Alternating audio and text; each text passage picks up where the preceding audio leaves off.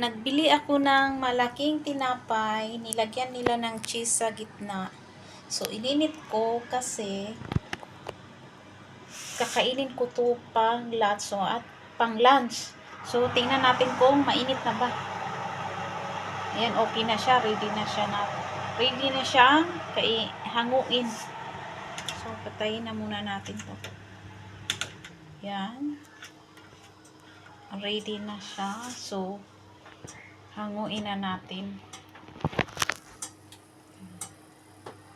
Ito na hango na natin. So, napakasarap. Pang minsan-minsan lang tayo kakain ito, mga inday. Ayun, oh. Nilagyan nila ng tomatoes, eggplant. Ayan, napakasarap. So, try natin kainin ito. Mainit-init pa siya, oh. Yan. Hindi po dito siya araw-arawin kasi white bread ito.